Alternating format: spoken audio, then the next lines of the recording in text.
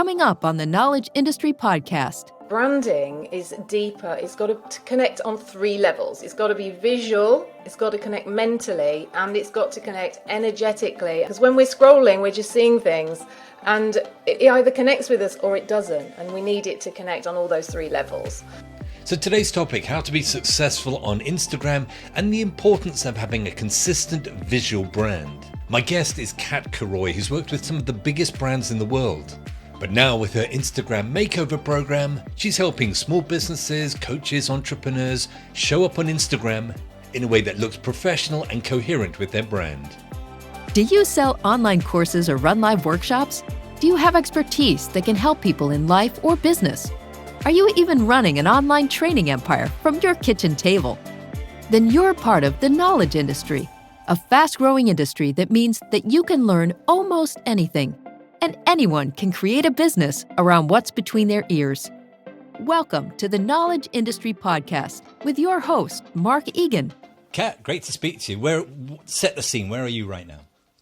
I'm in my office, in my house. I'm looking out over the estuary, I'm in Exeter, so I can see the ocean. I can see Exmouth in the distance, in the south of England. Yeah, that's where I am today. That sounds great. Living the dream. I've come across you through Instagram, and funnily enough, just when we started this call, I looked at your setup, and it just, looks fantastic. Just, visually, everything's, spot on. And that goes to your background. So your background was initially in corporate, wasn't it?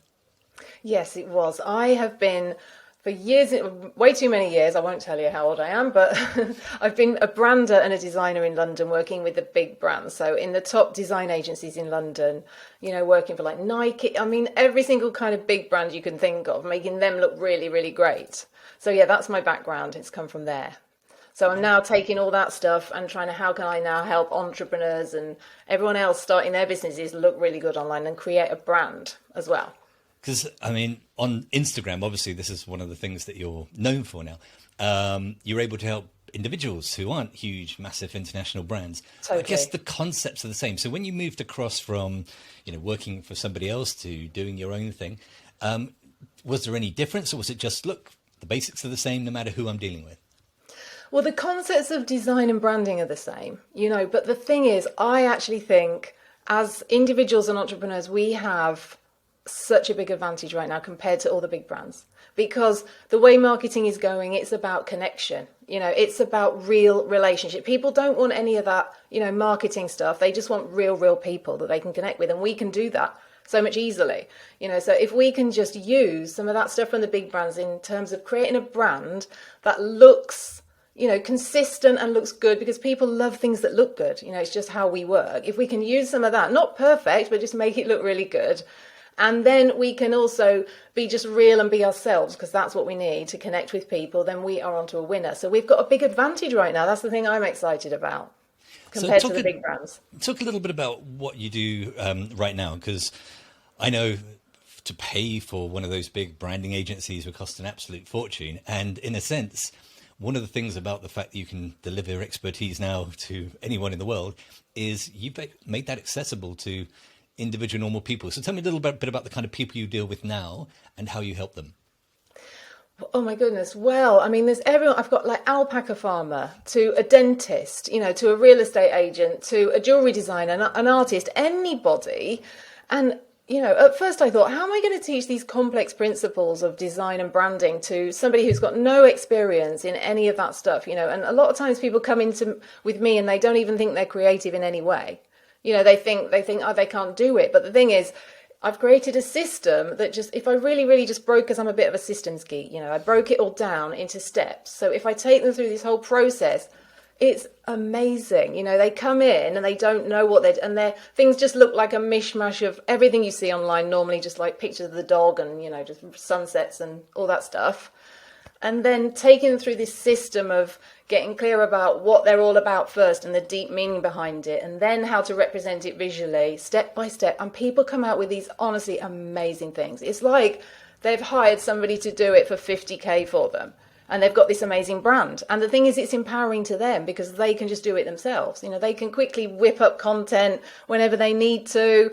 And it's just so cool. So it's there's nobody that can't do it if you have the right tools and if you know what you're doing. Like, everybody can learn to do this stuff for sure.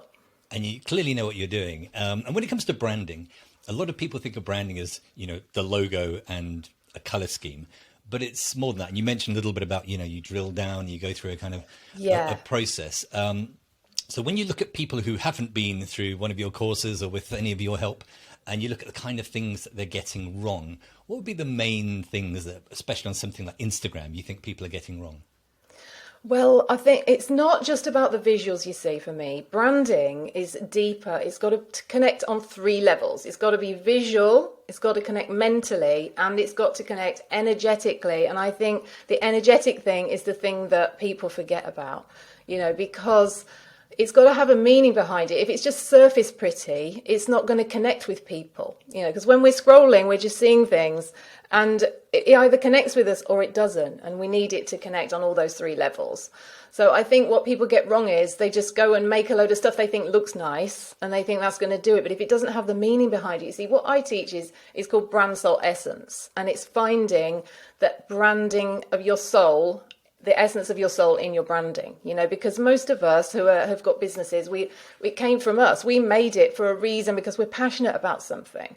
It's something that we want to share with the world, whether it's your jewelry that you make and you just love doing it and you want to share it with the world, or, you're a biology teacher and you suddenly want to make online courses and you want to share that because you have a passion for teaching kids.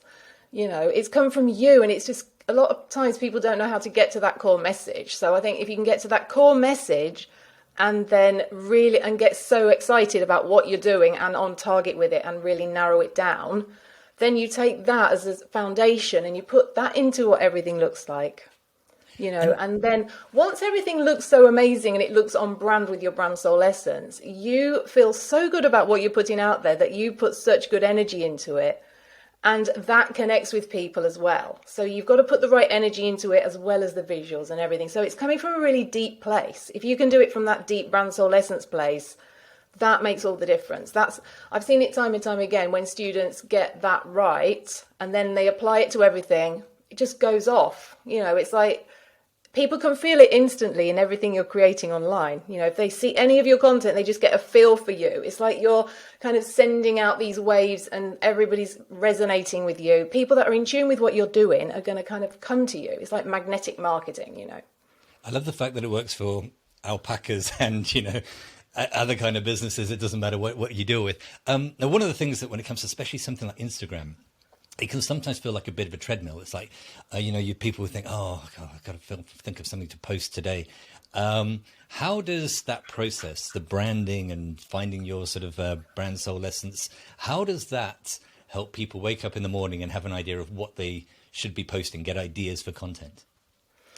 Well, yeah, I mean, everything stems, when you know what your brand soul essence is, you know what kind of thing to make, and also when you're starting out on Instagram, there's not like a one size fits all strategy.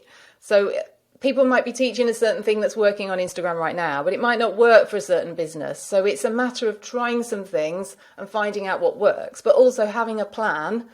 If you try a load of different content and you've got to go with what's working. So if something works, you just go make a bit more of that, So you shouldn't be doing all the different things on Instagram all the time. You don't want to be doing, that would be crazy, So you just want to figure out what are the things that you're going to get the most results from and then focus on that. But those things could be different for any kind of business, really. Carousel posts might do really well for you. Reels might do really well.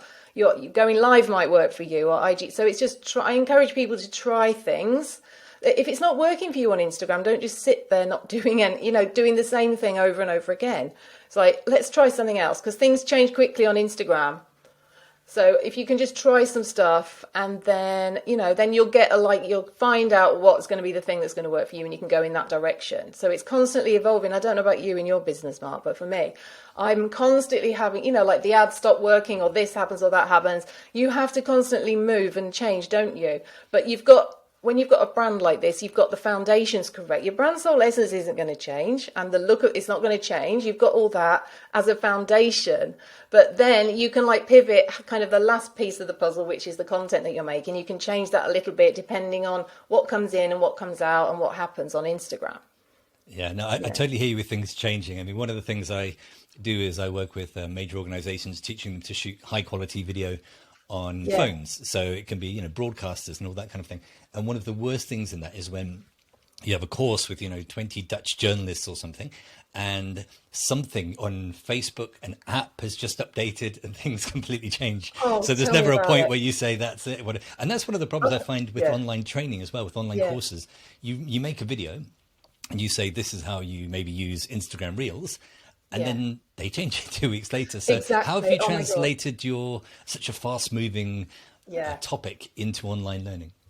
Oh, tell me about it. That has been, I totally get that. It's like Canva has recently changed a few things, and I've got lots with Canva in my course, so I have to go in and change all the things. But it's just because I've been doing this for 4 years now. I've had this course for 4 years, and I've had 17,000 students through my course now in 4 years. So I've learned gradually. I've actually just taken the last 7 months to restructure the entire course and up level it even more, but to make it so that it's easier for me to update as well. So like for example, the Canva thing that I'm just updating right now, I don't need to know all the details, but I don't need to change what I'm saying on it because that's all still good information. It's just the interface has changed. So if I can listen to myself recording it, and then I can just record my screen with me doing the actions on the new interface, I can kind of drop that underneath. So it's not recreating the whole lesson.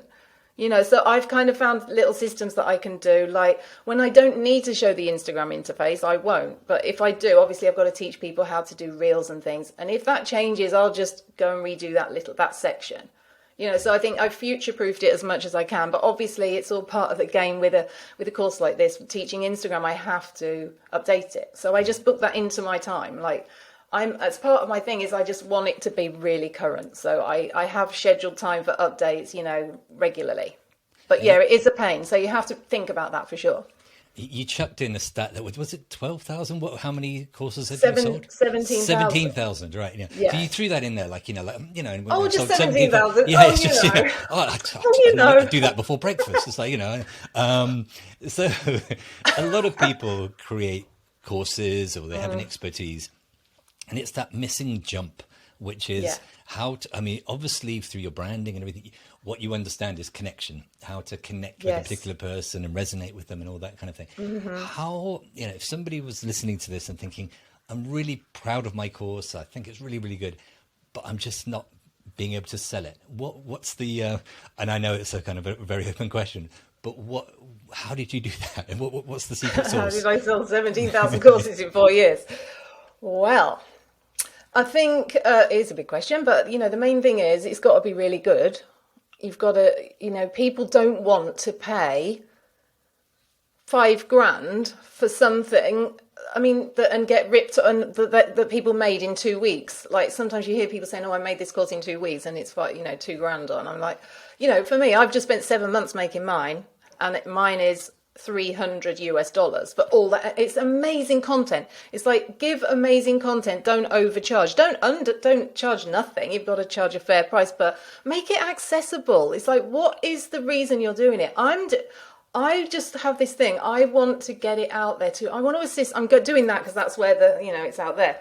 But I want to get it out there to as many people as I can. Like I've got people in India, 75 countries around the world, and they might say, you've changed my life, my businesses, and they can feed their kids. And it's like, that's why you're doing it. So don't overcharge. I think that's a big reason why. There's so much value in it. It is really good. I took time to make it interesting. It's like my lessons are not just a load of boring slides. It's like they're so interactive and there's so much. So I think make it engaging.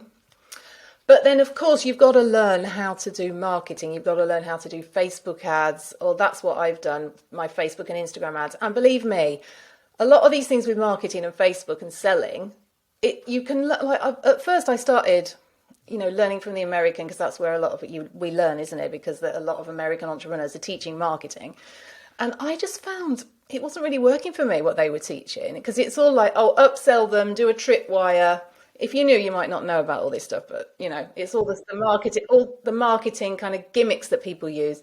And I just found it just wasn't working for me. So I kind of developed my own thing in the end, which was I call it soul to soul marketing. And I am just every single piece of content or marketing or selling or ad or anything I do has to be completely congruent and integral and authentic to me. I'm not trying to upsell. I'm not trying to get them in here and then sell them an extra thing once. No, this is it. So, and they can feel that. They feel my sincerity and that I genuinely care. And so they tell me, and so I think it's that, and people, and then you get a reputation going. So you get some students in, you get feedback from them, and then you might do your course even more and make it improve it, and then the word spreads. They tell people. It's like you get, and then I think that's a big thing as well. It's like they know, being on my email list, I'm not going to send them a load of affiliate marketing stuff from people just to make money off them. I'm not doing that. I'm just giving them value and passionately telling them about my thing, and that's what selling is to me. And I think that's been another big reason why it's been so successful, is because you don't, you just don't need to use any of those tricks and stuff that they teach you to do. You can just do it just really authentically, and then people, really value that. That is the exact reason why I was really, really keen to speak to you, because I've made that mistake. I remember this going back quite a few years. I had a video about video marketing that on the front page of YouTube for the term video marketing, like an amazing term to be on. And a lot of the people I work with at the time were big broadcasters. And I remember it was a kind of a journalist producer during one of these trainings. It was in Switzerland, and he found this video. But the language I was speaking were the ones I was mimicking from, like, say, lots of the American kind of marketing people. Yeah. And basically, it was just kind of like, what the hell is this kind of thing? And I deleted the video. I took the thing down. I was so kind of like, oh, no, man, this is making me look bad. Even though it would have had this position, which was probably a really not clever thing to do. But isn't that sort of a common problem, that we see people and we think we need to do exactly what they're doing, like the tripwires. So the tripwires where you have a low offer, cheap offer, and then you sell a higher offer. You see those and you try and copy it. And I wonder there's a cultural thing as well, because one of the reasons that I really liked your style maybe is because culturally you were kind of different from some other ones. Do you think, in a sense, that people need to have a bit more confidence to learn what they can from experts, but just add more of themselves into it? Definitely. I would say absolutely. If you're starting out or whatever stage you're at, don't just do it. Like, they might have some great stuff for you. They might have some things that real gems, but if it's not feeling comfortable with you and you're like, oh, doesn't feel right. I don't want to tell people the course thing is going away in 3 days when it's not. I don't want, that's lying, isn't it? So I don't want, and if you feel uncomfortable, when you say your words, if you speak true words, people feel it. If you say words that in your brain are not true, they can feel that. So I agree. I think you've got to, and trust yourself. It's like, I didn't even think I could do selling or marketing. I knew branding and everything, but I thought I couldn't do any of that stuff.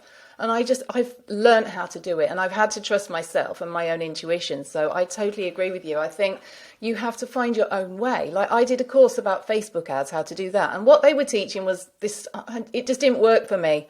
And I thought, I'm going to figure this out myself. So I did some little tests, tried my own thing. And then I thought, oh, that works. You can take it into your own hands because you know your business better than anybody else. And, and I think we need to give ourselves credit. If we can just source information and pick out the bits that work for us, but then go with it. And also, if you get an uncomfortable feeling about something you're doing in your marketing, people are going to feel it. So really just go in the direction that makes you feel good. Because when you feel good and you feel passionate and you're totally congruent, I know I keep talking about everyone feeling, but it's so true. It's like people say to me, they just got on my webinar and they were like, I just felt like you genuinely cared. I just trusted you. That's what they said. They trusted me. Because they can, because I'm just being totally honest and I really mean what I'm saying. So trust is a massive thing, isn't it, really? If you think trust it's not even a gimmick, it's a real thing, that is going to sell you so many courses than some gimmicky thing that's not even true. But I think the other thing that the whole COVID thing has taught us is everybody had to do things online, including myself. There's a thing, I call it kind of virtual rapport, that it's the ability to connect with somebody who's not in the same place. And sometimes, even if it's not a two-way conversation like we're having now, and that seems to be the words you're using and the things you're describing. If you boil it all down, it's building that connection, rapport, that trust. Totally. I know you said kind of be real, be yourself, but if somebody was listening to this and they think, I think I am copying other people and What, in really practical terms, for my next video, what would you do so that I build that greater sense of rapport, greater sense of trust, connection with people who are not there? Well, I mean, there's lots of tips, but the main one that I could give people is that what I do, and right, videos. I used to be the shyest person in my class at school, right? I would, even like probably 4 years ago when I first started doing this course, I was like, oh my God, I've got to make videos. I didn't even think about that when I first started. And if somebody would get a camera out near me and start filming, I would be like that. I just would not. I mean, it was my worst nightmare to talk on camera.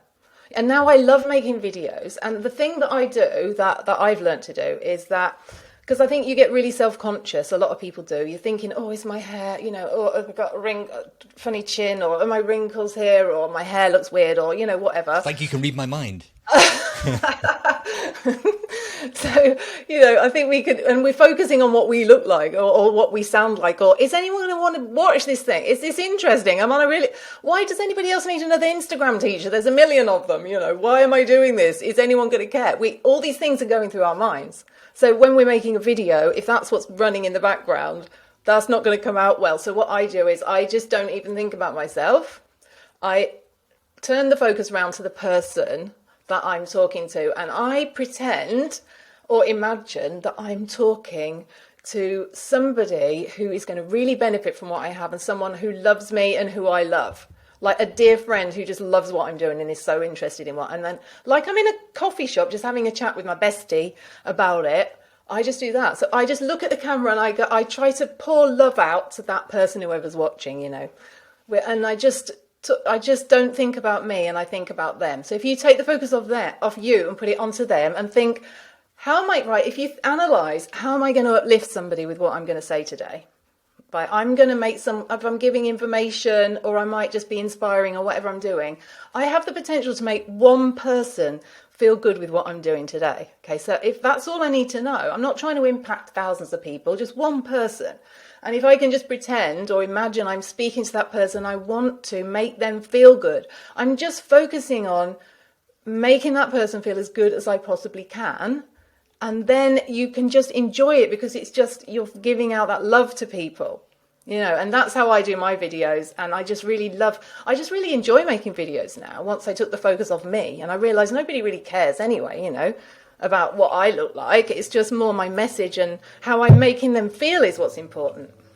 And of course, if you're having fun, they pick that up as well. By the way, almost like that last bit there, I get these transcribed at the end. It's almost like every line of that could have been a quote card on Instagram. So I love that. Oh, thank you. Well, I'll have to get some quotes made. Well, you're good at that, I'm sure. But for you personally, I mean, 17,000, I'm not clever enough to do the numbers, but no. It must change your lifestyle to be able to deliver this. So just in really personal terms, like how has your life changed from going to corporate to maybe, I think you started your own as an agency, and now teaching online? Yeah, I had my own design agency for a while, and then I decided I just didn't want to work time for money anymore. But then actually there's a missing piece in between my design agency and then this. I had another business, which was my first attempt at online business, which was selling, it's a physical product, like these tote bags that I made, and they were beautiful. They had my designs on and they were gorgeous and everything, but nobody really wanted them, It's like, and I did it for 4 years though. 4 years, and I lost so much money. I mean, I had to get them all made. I went to China to get them manufactured and everything, and I went, got them made, had a blooming load. So if you're going to do something, don't just order like £15,000 worth of stock before you've tested out your thing and make sure it's going to work. And so I had these, and anyway, that just didn't work. But if you're in a position now where you're feeling like what I'm doing isn't working, it might be that you're just not marketing it properly, and maybe you're doing exactly the right thing. Maybe you're not doing the right thing that your soul was here to do. That wasn't I'm so glad that the universe blocked me from doing that thing, because I would be sitting here packaging off things, sending them out. Now I get to connect with people. I get love and money every day I just have the most amazing friends and students that I've made through doing this. So that wasn't my path. And I was a single mum at the time. I've met my hubby Des since I started all this as well. But And I was a single mum, and my savings had gone down to literally the nothing. And it was the last, I had about £1,000 left. And I was like, oh my God, I'm going to have to try something else. I don't want to go and get a normal job again. I've got to do this online thing. I really wanted to work around my kids. That was the whole reason I wanted to start it, And then, so I thought, right, I'm going to try this thing. I've had it in the back of my mind. Like, you might have something in your mind that you've been thinking for ages. Oh, this niggling thing that won't go away. That might be the thing that is the thing. And then I tried it. I started it. And I as soon as I did it, it was like, yes. It was like a big yes. Everybody who I asked, not everybody, oh, that would have been good, but a lot of people wanted it. And then it grew from there. So I was on track. So look for the big yeses. If you're not getting a big yes, try some other marketing. And if you're not, it might be, as hard as it was a really hard decision for me to let that go after all that money and 4 years invested. I'm so glad I did. And then the rest is history. But your original question was about my life changing. Single mum, absolutely broke, no money whatsoever. People saying to me, when are you going to give up this thing? And you know what it's like. But no, now, I've got my dream house. Found my hubby as well. And I just live it. I just have the most, I get up, I work hard and I serve my students. And like I said, money and love every day. And I've got financial security. And I've seen so many of my students as well pivot with the whole thing going on in the world right now. A lot of them have pivoted to online. So they've taken those skills that they have and they've pivoted to online and they're doing really well. So it's totally possible to do really well right now. I have loads of students that are. So it's just finding that thing that you want to do and going for it. Don't be afraid to change directions if you need to, if you get that feeling, and going online is a great thing because I'm just at home with the kids and doing the thing, it's all good. So yeah, life has I could never have imagined beyond my wildest dreams that my life has changed as much as it has, but this is but as well, it's like, I also thought, what do I want it to be like? And this is something I did at the beginning as well. I would sit and think to myself and meditate in the mornings about, right, what do I want my life to be like? And I would just imagine it. That I had this, like now really, and I would imagine that. But then you don't just imagine it and then you stop thinking about it and forget and then go back to feeling like, oh, it's not working right now. You just think about that and you just try and keep that feeling with you and carry it into you and keep the faith and keep thinking that's hot. And if you believe it, and that's when it all started to happen. When I started doing that regularly, I started thinking and I started bringing that feeling with me into my day. And it all started to manifest and it all started to happen bit by bit, So, yeah. One of the people I interviewed previously was Ryan Avery, who's a public speaker. And he talked about he studies people by turning the sound down.